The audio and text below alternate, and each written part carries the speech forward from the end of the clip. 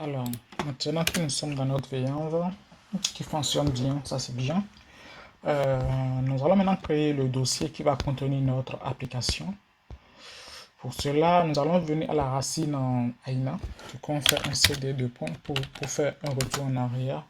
On retourne au dossier précédent qui est AINA. On fait un ls pour voir le contenu.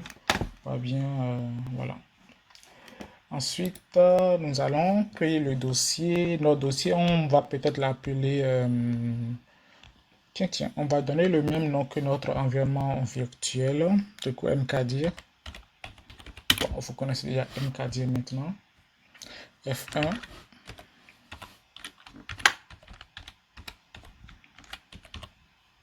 API. API tout court, c'est facile. On ne met pas... on ne complète pas V1 parce que là, ce n'est pas un V1 qu'on veut créer. Non, c'est notre application qu'on veut créer à l'intérieur. Donc, ça c'est fait. Maintenant, on a cette à l'intérieur.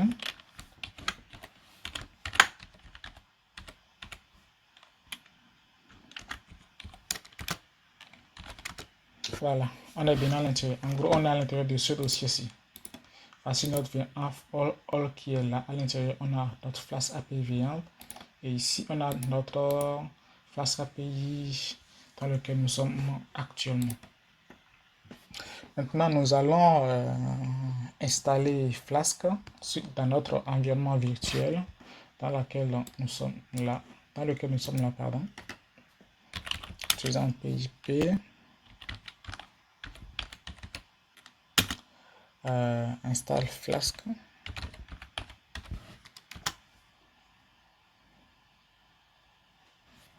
Et on patiente. Et c'est fait. Il a fini d'installer Flask. Maintenant qu'il a installé Flask, nous allons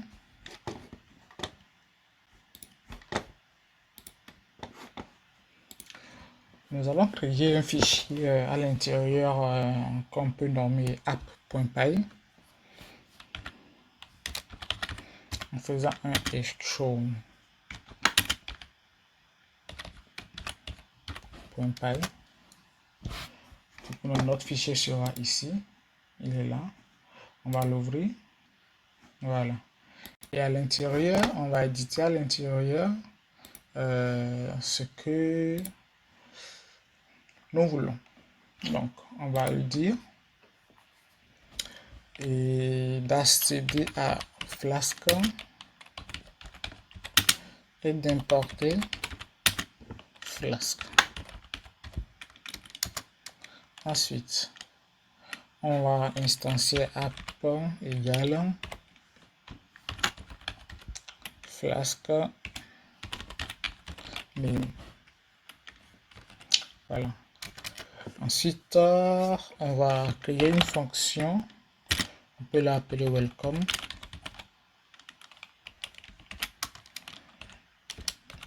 Deux points. Qui va retourner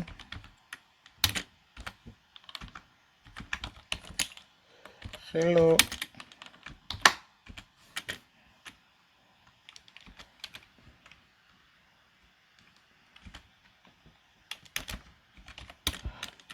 AINA.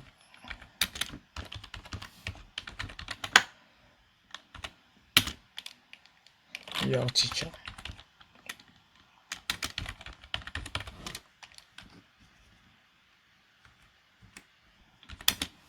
This is your first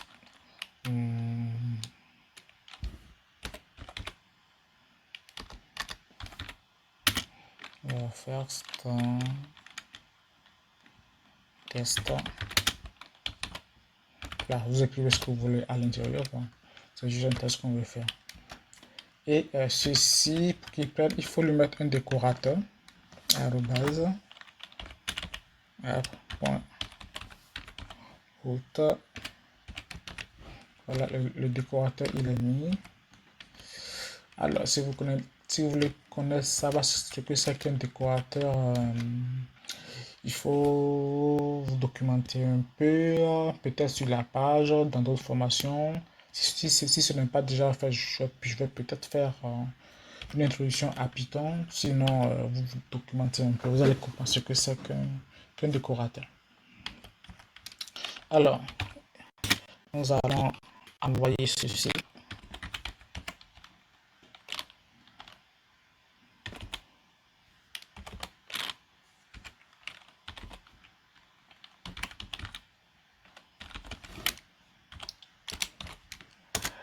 On va exécuter l'application quand ces conditions sont réunies. On va l'exposer sur son port local. On met son host égal 0.0.0, virgule, le port 5000, virgule. Si on veut, on peut laisser le debug à true. Le debug, on le met à true lorsqu'on est en mode développement pour analyser les bugs quand il y aura des bugs pour pouvoir les traiter. Sinon, quand on finit le développement, il faut toujours mettre le debug à false.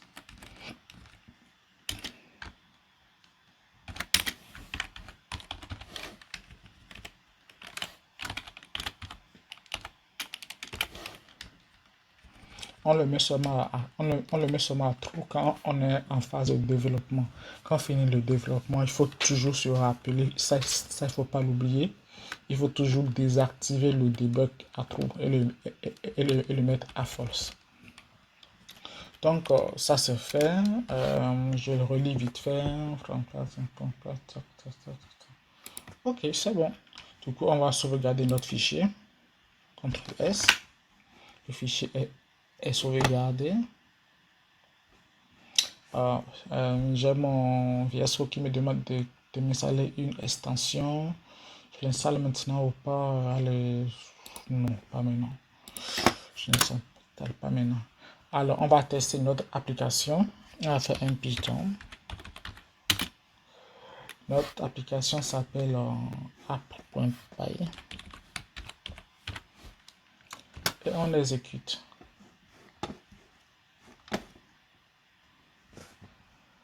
Alors, il dit, voilà, ouais, d'utiliser le WSI Server, Internet, etc.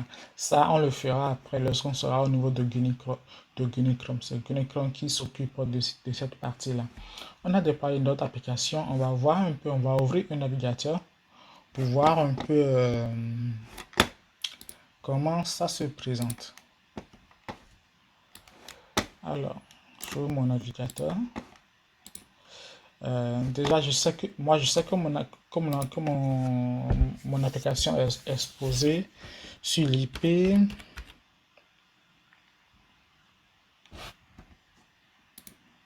Non, c'est pas la 36, c'est la 18. Et sur le port 5000. On vérifie. Et voilà.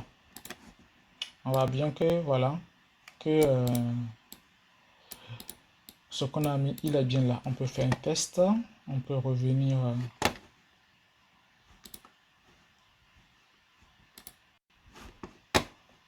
ici. Pour stopper le serveur, on fait un CTRL-C. Pour stopper le serveur. Et il va le stopper. J'attends que le stop, voilà, il a stoppé. Et pour vérifier notre test, on peut modifier, on va essayer qu'il a bien mis ce qu'on a mis. Pour vérifier, on peut compléter un truc Tototata. On enregistre et on relance notre app.py. On vérifie toujours ceci. Il faut l'actualiser. On voit Tototata qui s'est ajouté. Du coup, c'est bien. Donc maintenant que ça c'est fait, donc là on vient de créer notre application test Flask et on l'a déployé, voilà, et on l'a observé un peu. Du coup, on passe à la suivante vidéo, à la vidéo suivante où on va installer Gunicorn pour livrer l'application. Merci.